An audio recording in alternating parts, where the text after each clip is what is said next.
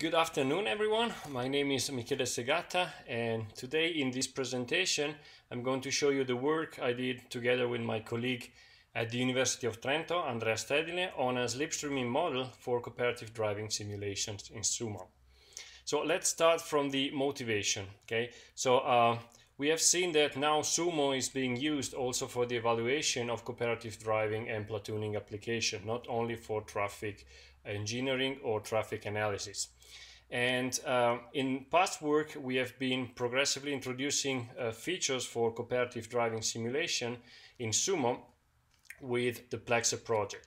So in particular, we started by introducing control systems as car following models, communication, okay, together with external tools like Vanes and Ahmed++,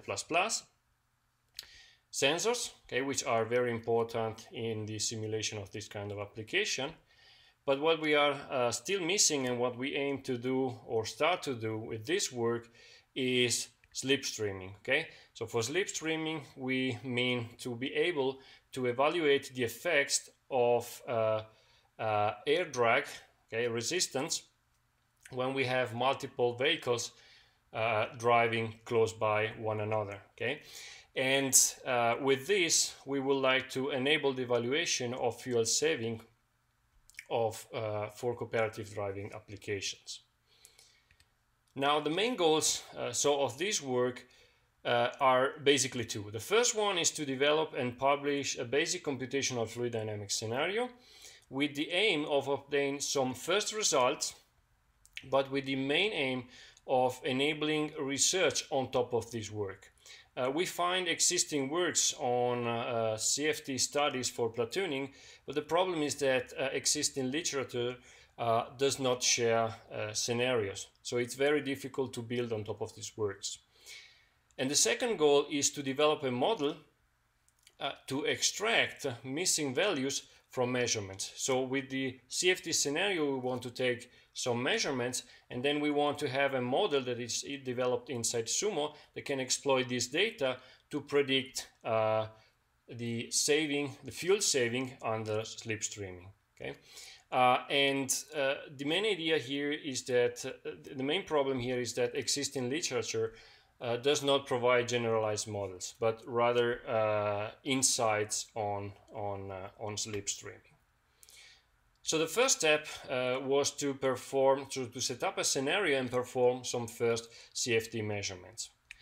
To do so, we developed a CFD scenario using the open source software OpenFOAM by using some specific bodies which are called Ahmed bodies. You can see them. You can see one Ahmed bodies in the picture down there. And as you see, it's a kind of a simplified geometries which is used in automotive studies. This is used in this kind of studies because the aerodynamic characteristics are similar to the ones of real vehicles, but they have a lower computational demand. CFD studies are really computational intensive, so saving computational time by using simplified bodies is something that you really want to do. And once this scenario is developed, the simulations that you want to undertake is first of all a single body scenario to verify that the simulation is properly set up and that the results are coherent with the results that you find in the existing literature. And then once this is done, we want to set up a multi-body simulation with up to 5 Ahmed bodies at different distance to obtain some slipstreaming effect results. So let's start by first having a look at the results for a single Ahmed body to understand how the output of a CFD simulation might look like. So usually CFD simulation iteratively refine the result until a steady state point is reached, and at that point the final values can be taken for data analysis. So here on the left you see one example of 2 parameters that you can extract from a CFD simulation. The first one is the air drag coefficient, CD in black, which basically indicates how much aerodynamic a vehicle is. And you can see that at the beginning, the value oscillates quite a lot until it stabilizes to a certain value, reaching a final value of roughly 0.3, which is consistent with what we find in the literature. The second one, the dashed line, is a coefficient of lift, which is not of particular interest for this work, but it's just there to show you an example of additional parameters that you might extract. You can also obtain a lot of different information. So for example, on the right here, you can see a diagram showing you the wind speed with respect to the speed of the body. And here in particular in blue, you see the high air pressure area at the front of the body and the turbulent pressure area at the back of the body. Then, after verifying that the single body simulation is well set up and coherent with other results, we started analyzing multiple Ahmed bodies, so in a platoon configuration. So in here at the top you can see an example of a simulation where two Ahmed bodies are being placed in the scenario. And below this image you find 4 graphs that shows you the air drag coefficient for the different vehicles in a platoon, for different sizes of the platoon, at different inter-vehicle distances. So in fact they are not really showing you the air drag coefficient, but rather the ratio between the air drag coefficient of the body in isolation and of the body in a platoon formation. So a value of 1 means that the air drag coefficient is the same as when the body is alone. A value higher than 1 indicates that the air resistance is higher than when the body is driving alone. And of course, if the value is smaller than 1, it indicates that the air drag resistance is lower, is reduced. So what these graphs are showing you is that, first of all, even the leading vehicle can have some advantages because the vehicles behind it will disrupt the turbulent flow behind the body, and that decreasing the distance not always results in a reduction of the air drag. So for example, the last vehicle, when the distance is too small, experiences a higher air drag than when driving alone. But let's now move to the next part, which regards how to use these values to perform a simulation in SUMO. So how did we integrate this model in SUMO? Well, we did so by creating a new device that computes the air drag depending on nearby vehicles. So we have some set of new classes inside SUMO, which first of all load CFD measurements in the form of records from a CFD dataset. So this class that you see here, CFD, loads the data and is being invoked by the devices to compute the reduction in air drag. So at each time step we have a device which we call MS device Slipstream that obtains nearby vehicles from SUMO core and invokes the CFD logic to obtain the air drag coefficient. Once this drag coefficient is obtained, we can pass this value to, for example, the battery device, which is the one that simulates the energy consumption in an electric car. And then this device will take into account this different air drag coefficient to compute the reduction in air drag, and so in fuel consumption. This is done by using the formula that you see in here, which computes the drag force experienced by the car when traveling in a certain fluid. And this takes into account different parameters rho, which indicates the density of the fluid, which in this case is air, the speed v, which as you can see here it's squared, so the force increases with the square of velocity. Then we have CD, which is our air drag coefficient, and A, which is the cross-sectional area of the vehicle. The reason why we are using the battery device is because this device explicitly takes into account the drag force when computing the power consumption. We have a problem with combustion models because air drag is not explicitly considered. So currently it's not possible to estimate fuel savings for combustion engines in SUMO, but we would like to take the opportunity to discuss about this in this conference during the Q&A session. Now, assume that we have our data set and that we want to estimate the drag coefficient depending on the current situation of a platoon. So what you see here is a depiction of the data set. So all the images that you see on the left represent records inside our data set.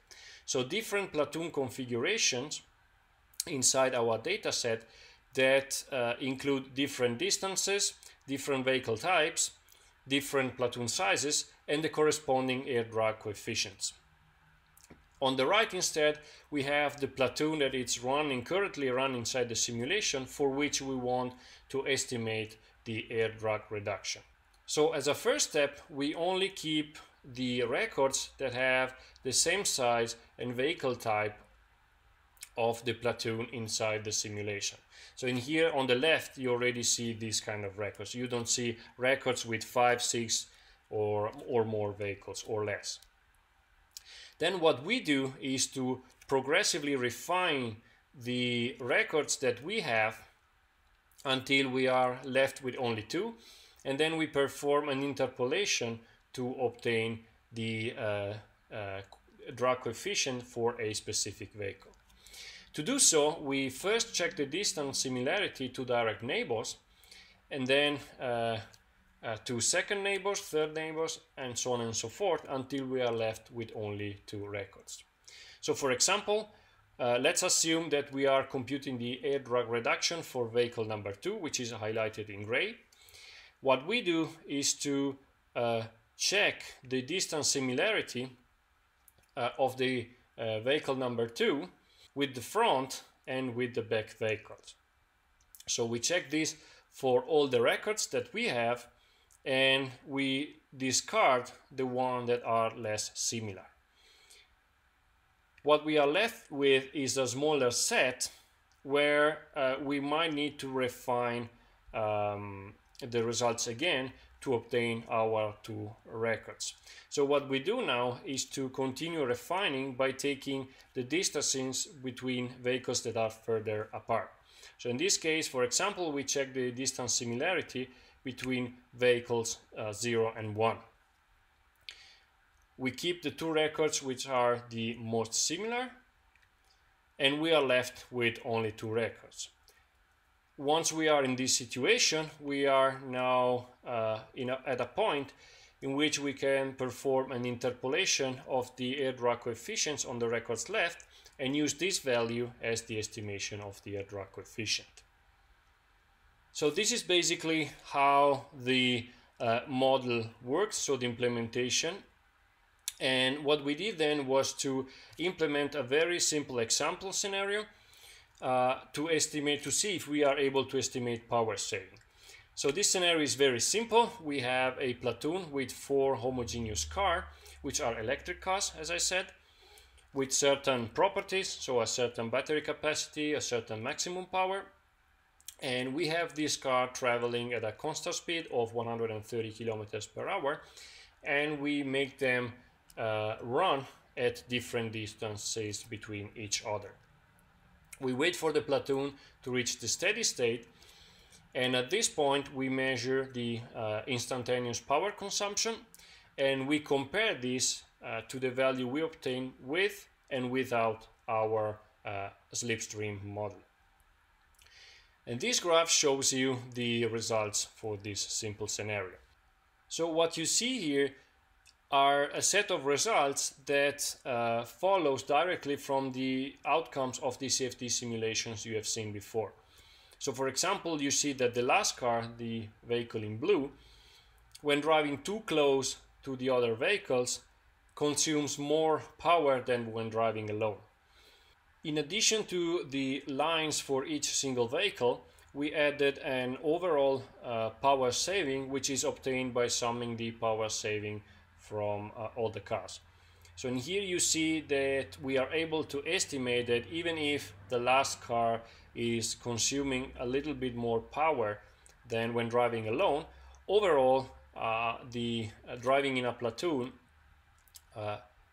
reduces the energy consumption up to a certain point, which you see here is around 15 meters, where basically the distance is so large that each vehicle is basically traveling on its own.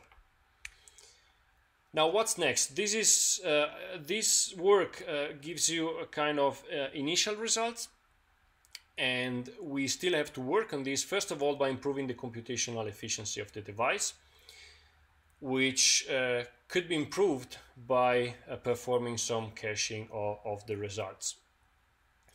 Improve the interpolation model. So the current interpolation model ignores some data in the data set which might be useful to better estimate the air drag coefficient. And what we would like to do is to find a way to consider this also for combustion consumption models. Finally, the CFD simulation that we have been performing are preliminary and should not be considered as final results. So what we would like to do is to perform additional CFD simulations and get better insights in our results, especially when we have different vehicle types. So for example, trucks to get mixed together with cars or any other kind of vehicle. So this is basically it for this presentation. So I'm thanking you all for listening to my talk, and I'm looking forward to questions and suggestions. Thank you.